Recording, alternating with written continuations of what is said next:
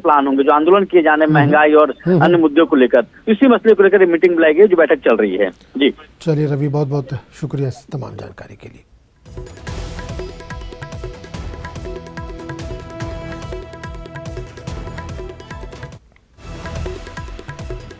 तो नाज़रीन, इस वक्त आप सीधी तस्वीरें देख रहे हैं जहां दिल्ली में 2022-23 का बजट पेश किया जा रहा है। मनीष सिसोदिया असेंबली में बजट पेश कर रहे हैं। की अनुमति से मैं इस सदन में अगले वित्त वर्ष के लिए रोजगार बजट प्रस्तुत कर रहा हूं।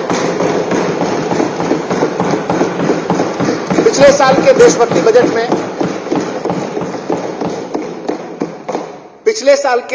बजट में आजादी के 75वें वर्ष में इस सदन के समक्ष दिल्ली सरकार की ओर से संकल्प प्रस्तुत किया गया था कि हमें दिल्ली की अर्थव्यवस्था को बहुत समझदारी से, बहुत दूरदर्शिता से उस तरफ लेके जाना है कि भारत जब आजादी की 100वीं वर्षगांठ मना रहा हो 2047 में, तो भारत की राजधानी के लोगों की पर कैपिटा इनकम 2047 की उस वक्त की सिंगापुर की पर कैपिटा इनकम के बराबर होनी चाहिए। यह हमने आजादी के 75वें साल में यहां सपना देखा।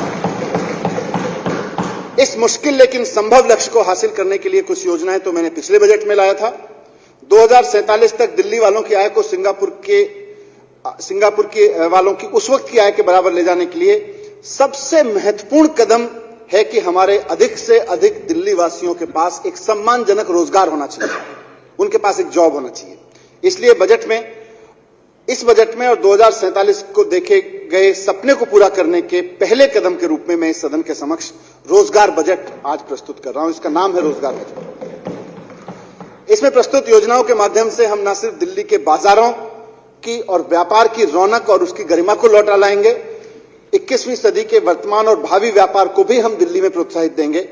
और इन सब प्रयासों से जो मैं इस बजट में रखने जा रहा हूं, इन सब प्रयासों से अगले 5 साल में दिल्ली में कम से कम 20 लाख नई नौकरियां पैदा होंगी।